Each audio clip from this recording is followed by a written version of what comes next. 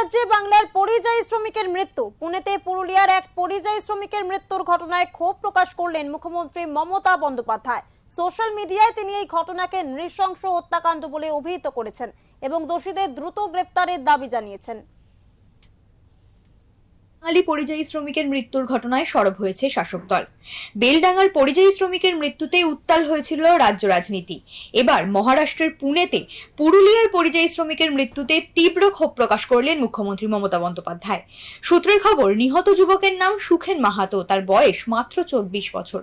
পুরুলিয়ার বান্দোয়ানের বাসিন্দা সুখেন পরিবারের একমাত্র উপার্জনকারী ছিলেন। কাজের সূত্রেতে তিনি পুনেতে গিয়েছিলেন।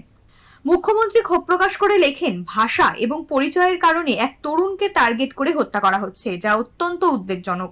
এমন এক সামাজিক আবহ তৈরি হয়েছে যেখানে ঘৃণাকে হাতিয়ার করা হচ্ছে এবং নিরপরাধ মানুষদেরকে নিশানা বানানো হচ্ছে। একই সঙ্গে তিনি স্পষ্ট জানিয়েছেন, অপরাধীদের দ্রুত গ্রেফতার করে দৃষ্টান্তমূলক শাস্তি দিতে হবে। সুখেনের পরিবারের পাশে থাকারও আশ্বাস দিয়েছেন মুখ্যমন্ত্রী। পুরুলিয়ার ঘটনায় শিক্ষামন্ত্রী ব্রাত্য বসু জানিয়েছেন, বিজেপির রাজনীতির মূল ন্যারেটিভই এখন এটা, মারতে তাই বাঙালির মুন্ডু চাই। সহনাগরিক মারা গেছেন ভাই সুখেন মাহাতো, তিনি একজন আদিবাসী পরিযায়ী শ্রমিক।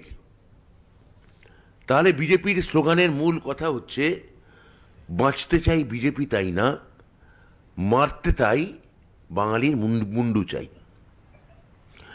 মারতে তাই বাঙালির মুন্ডু চাই, এইটা হচ্ছে বিজেপির রাজনীতির এখন মূল ন্যারেটিভ। বিগত কিছু মাস ধরে ভিন রাজ্যে একাধিক বাঙালি পরিযায়ী শ্রমিকের মৃত্যুর ঘটনায় সরব হয়েছে শাসক দল। সম্প্রতি মুর্শিদাবাদের বেলডাঙ্গায় এক পরিযায়ী শ্রমিকের মৃত্যুর ঘটনায় তোলপাড় হয়েছিল রাজ্য রাজনীতি। সেই ঘটনার তদন্তভার এখন এনআইএ এর হাতে। পুনের ঘটনা আবারও পরিযায়ী শ্রমিকদের নিরাপত্তা ও আন্তঃরাজ্য সম্প্রীতির বিষয়ে প্রশ্ন তুলে দিল। ব্যুরো রিপোর্ট, ওঙ্কার বাংলা।